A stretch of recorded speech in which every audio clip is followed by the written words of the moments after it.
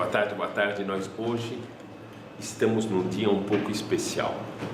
Por quê? Vocês sabem que entre Pesach e Shavuot nós temos 49 e mais um dia, são 50 dias entre Pesach e Shavuot, que são 49 dias do Homer, e a coroação com o número 50. Hoje, algum de vocês sabe que dia que estamos no Homer? Estamos no dia 25 do Homer. Cada semana tem um personagem. São 7 semanas, tem 7 personagens. E os personagens são Abraham, Isaac, Yaakov, Moshe, Aaron, Yosef e David. São 7. Esta semana estamos na 4ª semana. Sim? Abraham, Isaac, Yaakov, Moshe. Estamos na semana de Moshe. E cada dia da semana tem um dos 7 que fica visitando esse outro, e aí vai ter uma característica importante nesse dia. O que quer dizer que fica visitando? Isso, muito bom, porque cada um desses personagens ele tem uma característica. Por exemplo, Abraham é Hesed. Você vai ter um outro personagem que vai ser Yitzhak, que vai ser Gevurah, vai ser a disciplina. Tá bom. Então, fora essas 7 características principais, elas não são totalmente inteiras. Sim. Elas sempre têm um pouco de mistura de outras características. Então, quando Abraham está com Abraham, é Hesed puro. Mas quando ele está Abraham com Yitzhak, por exemplo, aí, na realidade, é um Hesed. Mas olha, não pode ser super demasiado Hesed. Você tem que saber também se restringir. São 49 características que vão aparecer. Então, hoje, a gente viu que é a semana de Moshe. E hoje é o dia 25. Então, estamos, hoje, se fala assim, 3 semanas e mais 4 dias. Então, qual que é o personagem que está visitando Moshe hoje? Abraham, Isaac, Yaakov, Moshe. Hoje é o dia Moshe ve Moshe. Humildade. Não só isso. Vocês hoje vão ficar um pouco impressionados. Porque eu vou passar para vocês umas características importantes. Moshe é o homem da Torá. Eu preciso explicar uma coisa para vocês entenderem bem. Quando eu comecei a fazer Teshuvah, eu achava que sabia muita coisa. E tem quantos anos já? Quem? Eu? Já comecei a fazer. Agora vai fazer 33 anos, 31, 32 anos, vocês sabem. Esse é você antes de casar? Não, depois de casar. Quando eu casei, minha mulher era mais religiosa do que eu. Sim. E depois cheguei. Você bravo. Mas é muita força de vontade para chegar. Foi bom, mas eu estou então numa das aulas do Rav Dish, e aí ele fala que a gente tem que estudar a Torá, que o nosso objetivo é a Torá. E é para a gente saber, eu chego para ele, sabe, mas Rav, eu pergunto para ele, qual o problema também da gente ir, por exemplo, no cinema ou no teatro? Qual o problema? Porque é gostoso, você vai, eu me lembro, tinha uns filmes bons e gostosos. A resposta dele, ela até hoje impressiona. A resposta dele foi genial. Falou, Clemon, você tem que saber uma coisa. Você, por exemplo, se você comer todo dia hambúrguer e batata frita, vai fazer bem para o teu corpo? Vai fazer bem? Claro que não. Todo dia hambúrguer e batata frita, você vai estar suscetível. Não, você vai engordar. É muito. Você não vai te fazer bem. Você vai ter suscetível a talvez você estar com resistência mais baixa, micróbios podem te atacar, vírus. Você não vai estar bem. Você tem que ter uma alimentação equilibrada, balanceada e saudável. Certo? Então, perfeito. Uma pessoa que só se alimenta de algumas coisas, se ele não tiver alimentação saudável, tem que cuidar do corpo. Está escrito, e é pela Torá, você tem que cuidar do corpo. E aí ele falou, você tem que saber que a gente é feito de corpo e de alma. Da mesma maneira que o corpo tem que estar bem alimentado, a nossa alma tem que também estar bem alimentada. E você tem que saber uma coisa: a única coisa que alimenta realmente a alma é a Torá. É a Torá, porque nossa alma é eterna. E a única coisa mais que é eterna é a Torá. Moshe, ele representa Netzach, ele representa a eternidade. E agora escutem bem. E aí ele me falou: claro, se você vai fazer qualquer outra atividade, vai te preencher o dia. Mas mesmo se você for ver uma peça de teatro e tudo mais, você vai sair bem, mas vai faltar o ingrediente principal. Você vai estar mascarando a fome, o alimento da alma. Então, hoje você tem que entender, nesse dia agora que nós estamos, que é Moshe com Moshe, temos ainda alguns momentos, umas oportunidades para aprender a dar o alimento necessário para a nossa alma. Se você der esse alimento, vai ser uma coisa realmente muito boa. O alimento da alma é Torá. E agora, eu preciso que vocês entendam. Perdão, Oui, madame. Não pode ter uma peça de teatro também, não religiosa, mas uma peça de teatro em hebraico, em português, uma coisa que te alegra, que te faz bem para a alma também. Então, foi essa mesma. Não pode ser? Foi essa a minha pergunta, dona Rina. Sim, mas ele falou, não tem problema. Sim, pode existir pessoas. Não uma coisa feia, vamos dizer, como coisa feia, mas uma coisa que te. Sim, pode ir na peça de teatro, não é proibido. Mas tem que saber uma coisa: qual a proporção que você alimenta a tua alma de peças de teatro, de televisão, de vídeos, de outras coisas, em relação ao que você alimenta ela de Torá? Se você alimentar a tua alma realmente uma grande parte de Torá e depois você quer relaxar e resistir, ver uma peça de teatro, uma coisa, você pode. Mas se é o principal, não.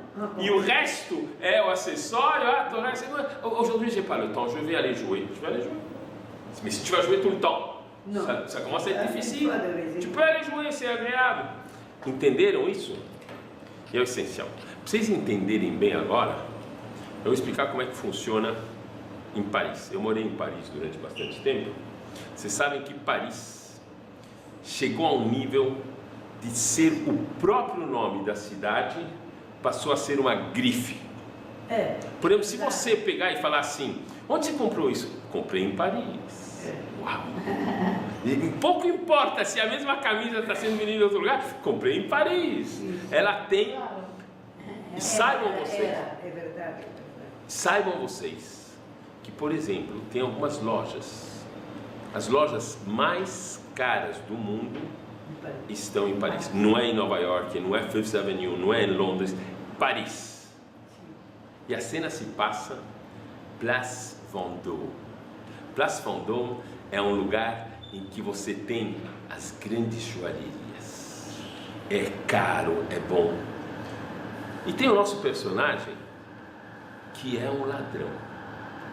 Um ladrão profissional. E ele está lá. Ele está esperando uma oportunidade, quando ele vê na loja do Monsieur Roger que ele está para fechar, ele fica olhando e ele percebe que Monsieur Roger pega uma das joias mais valiosas que ele tem na loja e ele pega e guarda no seu attaché case, na sua pasta. Ele fala: uau, eu vou pegar essa joia. Mas esse não era um ladrão à mão armada, era um ladrão sofisticado, que realmente ele pegava as coisas sem a outra pessoa inclusive perceber, e ele ia ileso. É uma coisa assim realmente interessante. E ele sabia, esse Monsieur Roger, como? C'est une histoire vraie. Pratiquement. Não. Pratiquement. Não. Escutem bem. Aí ele está olhando o Monsieur Roger, e ele sabe que o Monsieur Roger, a fim de semana, ele ia num lugar que era a 2, 3 horas de Paris. Ele sabe então que ele vai seguir ele e vai tentar achar a oportunidade de pegar a joia. E vai lá Monsieur Roger, ele está com a pasta, ele vai na estação de trem ele compra um bilhete de trem e o ladrão escuta e fala, ele pega um bilhete para a mesma direção, Aí ele está indo e ele vai, eles ficam no mesmo vagão, está lá o Monsieur Roger e o ladrão. E o ladrão, o que ele está esperando? Ele está esperando o momento em que o Monsieur Roger vai dar uma cochilada, sabe? 2, 3 horas não é possível, ele vai dar uma dormida, certo? Aí o que ele faz? Ele chega e ele está esperando quando o Monsieur Roger vai dar uma dormida, assim, de repente ele levanta de novo, acorda, ele ainda não pode, até que finalmente Monsieur Roger sim adormece e tira uma boa soneca. Nesse momento, o ladrão, ele pega umas luvas super fininhas, que não deixam perder o tato, põe nas 2 mãos e fala, e agora? E o que ele vai pegar primeiro? Vai pegar a pasta. Ele pega a pasta, não, ele tem que achar a joia. Ele pega a pasta e ele abre e ele vê que não está, a joia está lá, tinha também uns compartimentos, ele não vê, até que finalmente ele descobre que a pasta tinha um fundo falso. E aí ele sorriu, ele falou, uau, comigo? Ele pega, abre o fundo falso e não tem nada. Aí ele começou a ficar um pouco desesperado, ele falou, o que é? E aí ele falou, bom, não tem problema, com certeza, para entrar no trem, ele colocou no bolso. Então ele começou a ir com a mão dele fina no paletó, nos bolsos do paletó, não achou. Ele veio nos bolsos da calça e não achou. Ele, talvez, sabe, perto da cueca, assim, ele palpou nada. Ele falou, é nas meias. E ele pegou e foi nas meias e não tinha nada. Uau! E aí ele começou a se desesperar, o ladrão começou a se desesperar, praticamente estava chorando.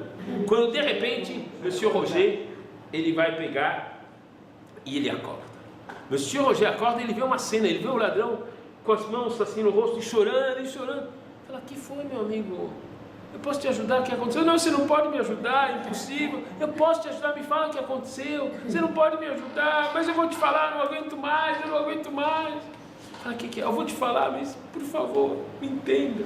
Eu sou um ladrão profissional. E hoje eu tive uma decepção profissional incrível. Eu vi quando você pegou a joia valiosa da tua loja. Eu vi quando você guardou ela no teu achaquês, naquela tua pasta. E eu te segui. E eu vi até aqui. E eu agora estou aqui junto com você. Esperei você adormecer. Era o momento. E eu procurei e não vi, não achei. Escuta, faz o que? Eu preciso saber onde que está, por favor. Não vou te fazer mais nada. Aí chega o Monsieur Roger e fala, olha, eu vou te explicar um negócio. Você é realmente um ladrão profissional, mas eu sou um joalheiro profissional. Saiba você que eu percebi que você estava olhando para mim. E não só isso, depois quando eu vi que estava me seguindo. E percebi quando você comprou um bilhete de trem na mesma direção. E quando ficamos sozinhos no mesmo vagão, aí eu tinha certeza absoluta que você realmente era um ladrão. E aí eu tinha que achar uma maneira de deixar essa minha joia no lugar mais seguro que tinha. E eu pensei, bom, ele é profissional. E aí ele acabou e coloquei no teu bolso a joia. Coloquei e o ladrão coloca a mão no bolso. Uau! Estava do meu lado e eu fui procurar longe, procurar na pasta, nas meias, na cueca. Para vocês saberem. E qual é o Machar? A Machar é que a gente está falando da Torá, estamos falando de Moshe, que temos que alimentar nossa alma. A Torá está muito mais perto de você do que você imagina. Não precisa ir buscar ela longe, não precisa buscar, você tem ela aqui, está tudo no teu bolso, está com você, mas você hoje tem que pegar e fazer com que isso daqui realmente aconteça. Então nós vimos que hoje, que é o dia 25 do Homer, não só é o dia 25 do Homer, Moshe com Moshe, mas também é exatamente a metade dos 50 dias. Uau! Então tem uma força muito grande E eu vou querer passar para vocês algumas noções de Moshe. Não aquelas que vocês conhecem, mas algumas que talvez vocês ainda não sabem e que são as mais importantes que tem. Moshe Rabbeinu, ele, na verdade, vocês sabem que ele era humilde, ele era uma pessoa que tinha muita gratidão, ele também... Quê? Gaguejava também, inclusive isso daqui depois foi uma coisa... gaguejava, é verdade que ele gaguejava. Mas ele acabou dando a Torá para a gente. Quer dizer, a base da Torá é Moshe. Moshe o quê? Rabbeinu. Moshe Rabbeinu. Moshe Rabbeinu. Moshe Rabbeinu. O que ele deu para a gente? A Torá. A Torá, o que tem na Torá? As boas coisas. Quais são as boas coisas? A religião. Quais são as boas coisas? Os 10 mandamentos, as leis, São as leis Tudo. proibitivas e permissivas, não é isso? Sim, quase, muito bem, mas quase. Não, os 10 mandamentos também? Sim! Mas ele te deu uma coisa importantíssima. Ele te deu A humildade. algumas placas de direção. Ele te deu exatamente 613 placas. 613 mitzvot que vão estar separadas em 365 com mais 248. E aí sim, Jamil, é que entra a C e lota a C. As mitzvot do faça e as mitzvot do não faça. Mas por que eu estou falando isso? Está falando de Moshe. Porque tem uma coisa que não existe coincidência na Torá. Você sabe que cada letra em hebraico tem um valor numérico. Bet vale quanto? 2. Aleph, Bet. O Yud vale quanto? 10. Aleph, Bet, Gimel, Dalet, Rei, Vav, Zain, Het, Tet, Yud. Vale 10. Se você pegar a palavra Moshe Rabbeinu, Vai sair o valor numérico é 603. Uau! É uma coisa, quando eu descobri isso, eu fiquei pasmo. Sempre tem uma coisa como numeração, com o nome. Saiba que não é por acaso, nada é por acaso. Baruch atah Adonai Eloheinu melech haolam she'akol nהיה בדברו. Amém. Amém, mas já está frio. Não melhora, tem gente que bota. Vamos aproveitar mesmo o frio. Vou te explicar agora o que você acabou de falar, vai estar explicado agora.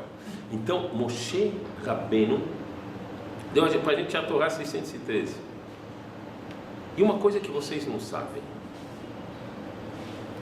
Moshe Rabbeinu, ele vai chegar um momento que os espiões vão ir ver a terra de Israel e vão voltar e eles vão falar mal desta terra. Que dia que era isso? 9 de Av. Muito bem, dona Gina. Muito bem. Bravozinho. Tisha B'Av. E aí o povo reclamou e chorou. E Hashem chegou e falou: Vocês vão chorar. vocês que choraram sem razão vão acabar chorando com razão. E além disso ele falou mais uma coisa: vossa geração, que eram os homens entre 20 e 60 anos, esta geração não vai entrar na terra de Israel. Quantos que eles eram? 600 mil. 600 mil pessoas não vão entrar na terra de Israel.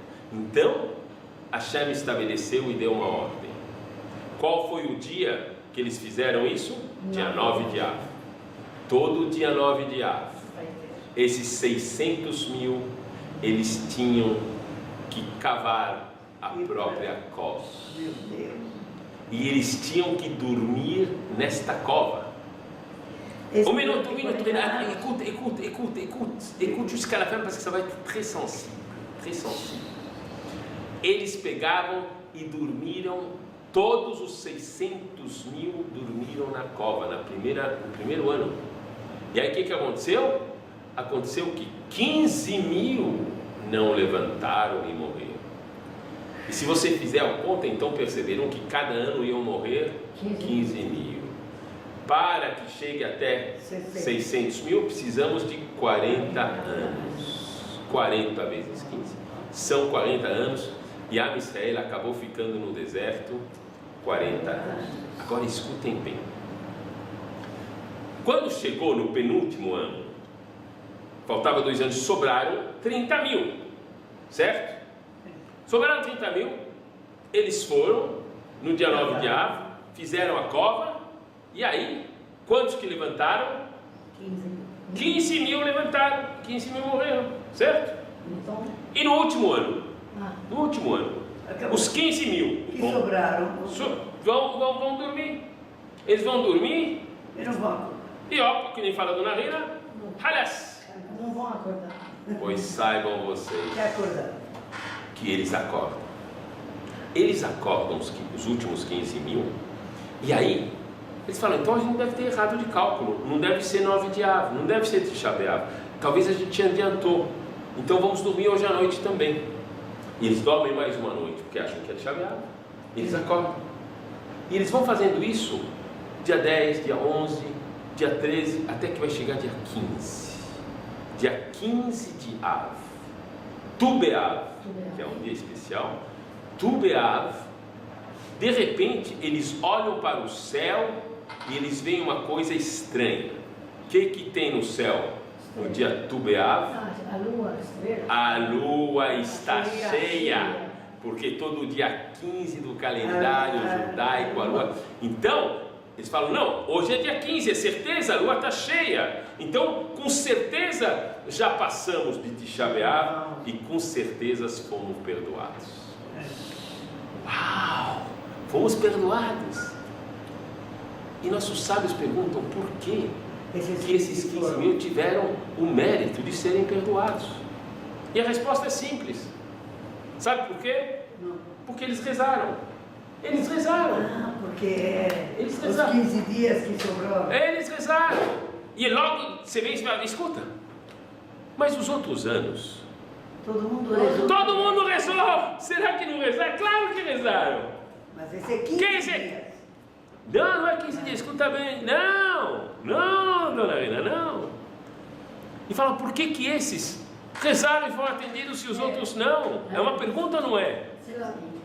Porque todos os outros, até os 15 mil, mesmo quando estavam os 30 mil estava difícil. Tinha ainda uma coisa que se chama estatística, possibilidades e probabilidade. 50% iam morrer. Então a reza deles tinha força, mas ao mesmo tempo eles acreditavam que eles podiam estar, por sorte, entre aqueles que vão sobreviver. Então a reza deles não era que nem a reza dos últimos, porque os últimos sabiam que não podia contar com mais nada. Todas vocês afirmaram que eles não levantaram. Eles também tinham certeza que eles não iam levantar. A reza dele é Hashem, eu não tenho mais nenhuma salvação, não tenho mais nenhuma probabilidade, é certeza, por favor, me salva. E quando você faz uma reza com essa intensidade, sabendo que só Ele conta, En Od Milevado, não tem mais nada além dele, essa reza com essa intensidade sempre é atendida. Mas tem que ser com essa intensidade. E aí eles sim sobreviveram. Então nós aprendemos aqui o poder da reza, realmente concentrada e forte. Mas por que eu estou contando isso para vocês? Não deve ser, né? Por que eu estou contando isso para vocês em relação a Moshe, que eu quero ensinar uma coisa para vocês, de Moshe? Que saibam vocês, que durante todo esse tempo,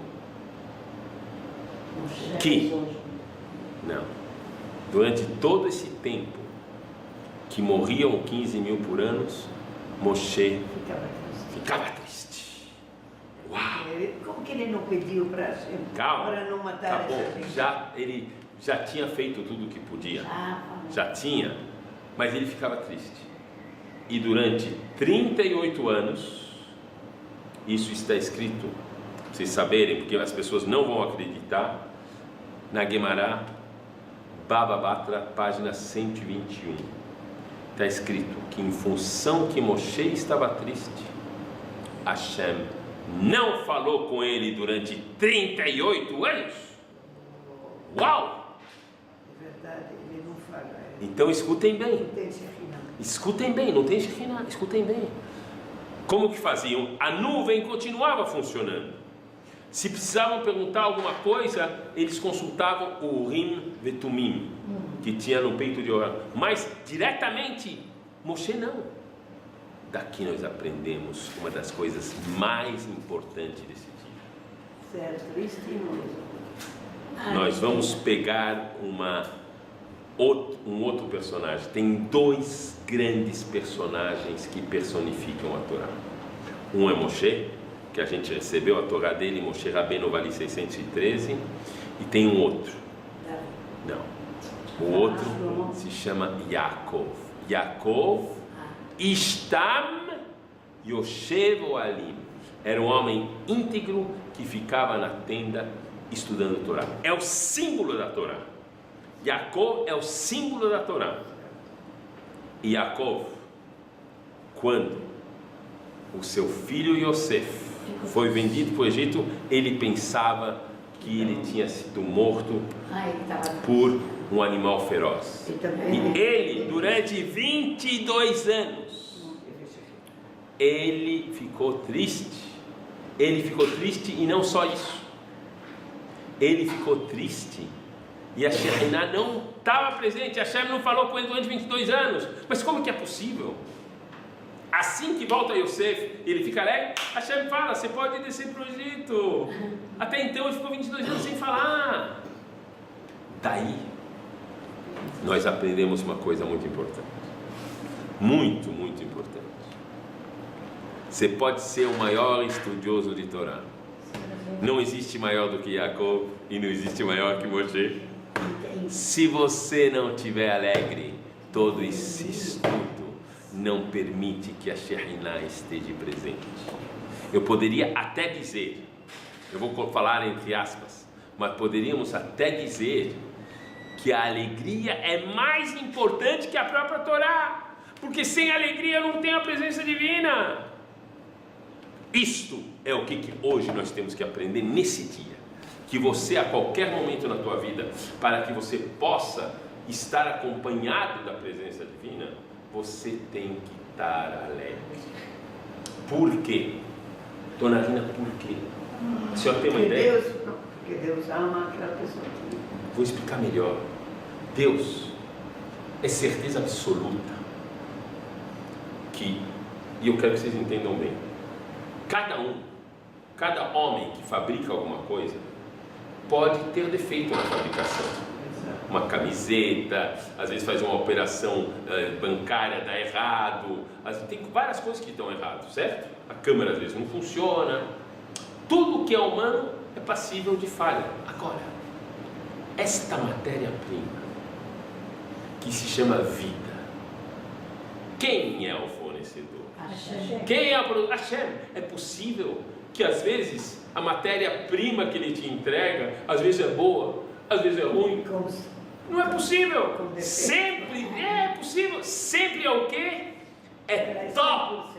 Top. Sempre. Vocês concordam comigo? Se a matéria-prima é top quality, quer dizer que cada vez que ele te põe numa situação, ele está te dando o melhor que pode acontecer para você nesse momento. Se você não souber apreciar este momento, o defeito não está na matéria-prima que é a vida. O defeito está no usuário. Esse usuário, infelizmente, tem que ser mandado para assistência técnica. Então, agora vocês estão entendendo. Hashem, ele quer saber se você sabe apreciar essa matéria-prima fantástica que ele produz para você. O que é o fantástico? A vida. A vida sempre é o melhor. Se ela é o melhor, você tem que estar alegre. Se você não está alegre, é que você não sabe apreciar o bem que ele está te dando. E agora entendemos Se eu estou alegre, Hashem, obrigado. Thank you really very much. Uau, tá aqui mais coisas boas. Pá, estuda a Torá, eu vou estar com você. Eu vou fazer isso, eu vou estar com você. Entendeu? É interessante ou não? Mas eles falam que na outra vida às vezes vai ser melhor, porque que aqui, quem sabe que aqui... Não, vou explicar melhor para a senhora. Aqui, agora, o momento que passa é o melhor que pode acontecer neste momento para você. Não tem outra coisa melhor. O que vai ter depois, a gente não sabe, mas com certeza sempre vai ser o melhor para você.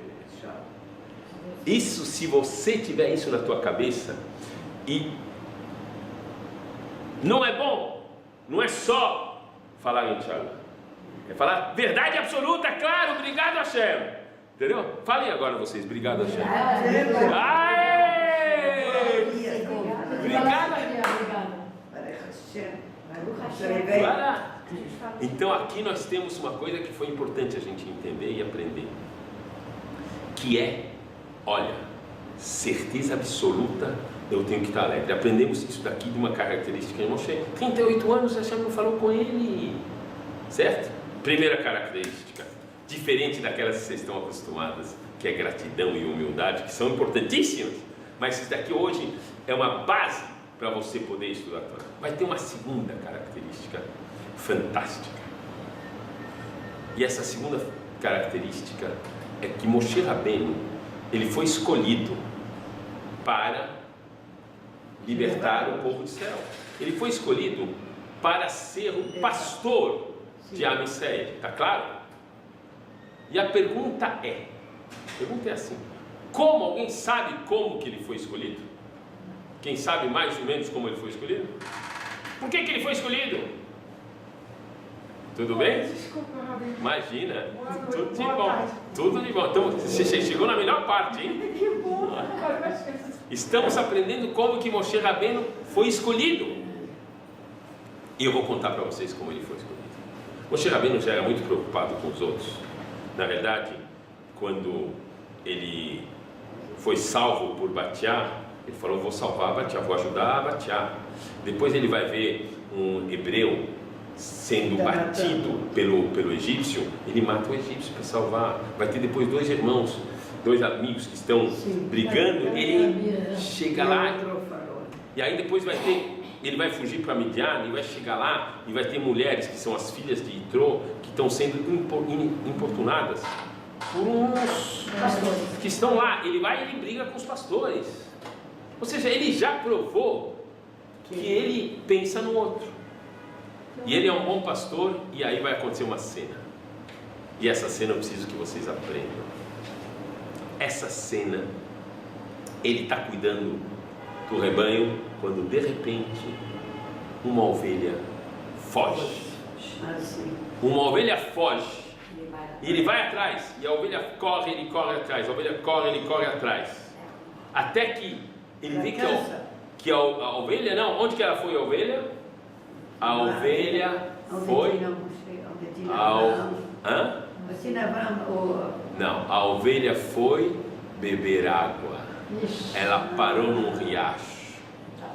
Quando Moshe viu que ela foi no riacho porque ela estava com sede, ele ficou com tanta dó que ele pegou ela e carregou ela de volta para ela não ter que se cansar. Vocês conhecem essa? Você conhece? Já? Agora, é incrível, a gente ouviu isso e ninguém se faz a pergunta.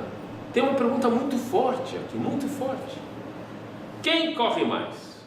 Uma ovelha com 4 patas ou um homem com 2 pernas? Lógico a ovelha. Lógico a ovelha!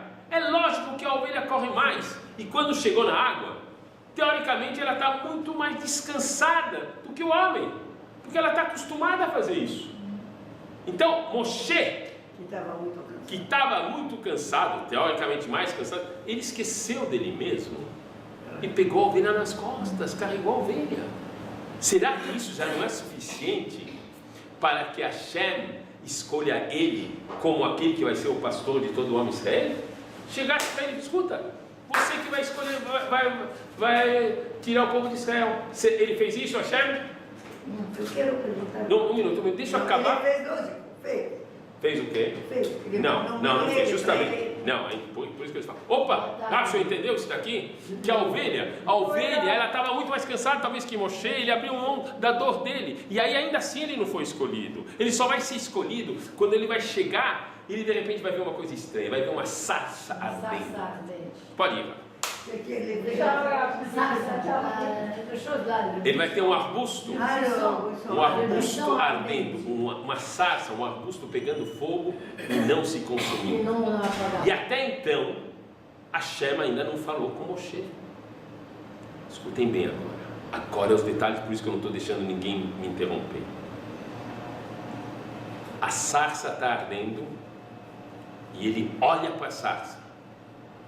E ele faz uma pergunta: uau, que incrível, que fenômeno é esse? Que a sarça está pegando fogo, mas não está se consumindo. E apesar que ele parou e se indagou, Hashem ainda não falou com ele. Até que chega Moshe e fala: eu vou ir ver o que é este fenômeno. E Hashem ainda não fala com ele, até que Moshe, virando do seu caminho, mudando o seu caminho para ir em direção da sarça, aí Hashem falou: Moshe, tira os teus sapatos, que o lugar onde você está é sagrado. Uau! Só aí que Hashem escolheu Moshe. Não foi suficiente ele ter feito tudo de bom para Israel, não foi suficiente ele carregar a ovelha de volta, não foi suficiente mostrar tudo que ele tinha, inclusive que ele pensou. Só quando ele decidiu mudar de decisão, de direção. Ele estava indo para um lugar e mudou a direção porque ele sentiu que aquilo lá fazia sentido eu mudar de direção para conhecer a verdade. Uau! E é isso que nós temos que aprender. A maioria de nós, a gente vive o nosso dia a dia e vai aparecendo um fato aqui, outro fato aqui, a gente nem liga, nem percebe. E mesmo se percebe, às vezes pensa um pouco: uau, que estranho. Quem de nós usou os fenômenos que aconteceram com eles na vida, e várias coisas são, para poder falar: Hashem, eu acho que está na hora de eu mudar de direção. Uau. E a gente continua como se: o que ele fez comigo, Hashem? Uau. E todo mundo vai e fala para essa pessoa: mas, coitada, por que tinha acontecido isso ou aquilo? Escuta! Você acordou? Você viu a sarça ardendo? Muda de direção. Isto é Torá. A Torá é feita para que você mude, para que você, em vez de ser que nem uma pessoa que nasceu Adam Arishon. Por que ele se chama Adam? Você sabe o que é Adam? Vem da terra. Para você entender que Adam vem de Adamá, porque da mesma maneira que a terra, para poder dar os seus frutos, ela precisa ser regada, trabalhada, arada, se fazer as coisas que tem que fazer com ela, todas as ervas têm que ser podadas até dar os seus frutos. A mesma coisa, o homem, ele não vem aqui feito, ele tem que se trabalhar, ele tem que crescer, ele tem que evoluir, e cada vez ele vai evoluindo. Moshe Rabbeinu evoluiu, os nossos sábios, nossos patriarcas evoluem, viram grandes. Isto que é o ponto que a gente tem que saber, a gente, no nosso dia a dia. Será que eu mudei a direção? Será que eu, pelo menos, mudei um pouco a direção? Algumas coisas que eu fazia, será que eu comecei a mudar um pouco mais ou um pouco mais? Hashem exige isto da gente. E hoje é o dia mais propício para você poder tomar essa decisão, porque estamos Moshe, estamos na corda bamba, estamos no dia 25 do homem, na passagem. Escuta, você tem essa força, para ser alegre e outro para você aprender a tomar decisões. Eu vou explicar para vocês o que Moshe, o que passou na cabeça dele. Moshe Rabbeinu, o que ele falou? Ele falou: que fenômeno estranho, o que é isso? Que o arbusto está ardendo e não está se consumindo. E ele entendeu uma coisa, ele sabe que tudo que queima se chama paixão. A paixão é uma característica que queima. E eu vou explicar para vocês o mapa do prazer. Tu não está tão de passar? Não. Vraiment. Eu vou explicar para vocês o mapa do prazer. O mapa do prazer, ele na realidade, ele está desenhado e escrito num momento fantástico, que é quando acaba Shabbat e nós vamos fazer a Havdalah. Na Havdalah a gente começa e segura o copo com a mão, usando um dos nossos sentidos, que é o tato, o prazer físico. Saibam vocês que o prazer físico é limitado. Mesmo se você tem ou relações, ou vai comer alguma coisa, não dá para ter muito tempo. Quando uma pessoa que vai ficar na banheira, mais que 10 minutos dá para ficar, gostou, mas 10 minutos depois a pele fica enrugada. Você não consegue ter muito prazer durante muito tempo. E aí nós vamos evoluir. O prazer, o mapa do prazer está situado na nossa cabeça. O tato, logo depois nós vamos ter a boca. A boca é o paladar. É você saber comer. Sabem vocês que restaurantes finos são caríssimos. Mas todos os restaurantes bons, sem exceções, que você pode ficar lá 1 hora, talvez 2 horas no máximo numa refeição. Depois o restaurante obrigatoriamente ele tem a ordem de tirar a comida para trazer a sobremesa. Por quê? Porque você não aguenta mais ver a comida. Então você quer tirar tudo que é comida da tua frente e poder talvez mudar o gosto que você tem na boca através de uma coisa doce ou de uma fruta, uma coisa assim. Tem um limite, são 2 horas. Então o mapa do prazer é tato, boca. O que eu venho depois? Na Havdalah, o que eu vou fazer depois? Eu vou fazer Boré Atse Bessamim, Boré Mine Bessamim. Vou usar e cheirar. E isso daqui, cheiro, vocês têm que saber. Cheiro é uma coisa interessantíssima. Cheiros gostosos. Por exemplo, a indústria. Traz lembranças. Não só lembranças, traz dinheiro também. É o maior produto de venda da França. A França, uma das coisas, o PIB dela está pelos perfumes. Você sabe quanto pode custar um Guerlain, Nuit de Jour, Orphée Noir? Ah, mas nem tenta conhecer, porque senão o teu bolso pode... Nem tenta conhecer, mas... Tem museu do perfume em Paris. Você pode passar lá, você pode ficar horas. Então, o mapa do prazer mostra que o olfato, à medida que eu vou subindo, ele vai te dando mais tempo de prazer. Depois disso daqui, eu vou falar. Eu vou pegar e vou falar sempre, eu estou falando e usando, então eu vou usar a audição. E a audição está falando e eu vou ter. Um dos prazeres mais fantásticos que tem é você, por exemplo, escutar música. Pessoas são capazes de escutar música durante horas e horas. Aqueles que são fanáticos de música clássica podem ficar o dia todo. Sabe, é uma coisa assim que te relaxa. Eu sempre me pergunto como seria o mundo sem música. Olha só, você viu só? E não só isso, sabem vocês que hoje dentistas e médicos usam a música como musicaterapia para diminuir a dor. Então é uma coisa que realmente dá muito mais prazer. Então a gente está subindo no mapa do prazer. No mapa do prazer, na Havdalah, o que eu vou fazer depois? Eu vou fazer Boré, Meoré, Aresh. Eu vou usar os olhos. Os olhos que vão diferenciar a nossa unha. Da onde que está assim, iluminando a vela. E eu aí... Se coloca as unhas na direção da chama, né? Vou te explicar bem então. A sua pergunta é muito boa e vou explicar o porquê. Ensinar assim, eu faço assim. Eu vou explicar o porquê, o que é. O ideal é você colocar as unhas para que a luz da vela bata nas unhas e que você possa ver. E eu explico para vocês porquê. C'est comme ça que vous faites? Non, tu ne dois pas voir tes ongles seulement. Tu dois voir le reflet de la lumière sur tes ongles. Eu pergunto uma coisa, dizem que a mulher não é obrigada a fazer o se ela está fazendo a Havdalah.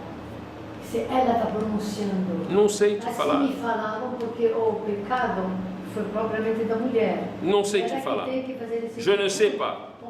I don't know. Eu ouvi do meu genro. I don't know, je ne sais pas, eu não sei. Mas eu vou falar o que eu sei.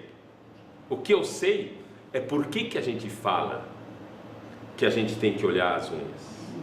Alguém sabe por quê? Porque a alma sai da... Não, nada de alma. Não? Nada, é muito mais prático.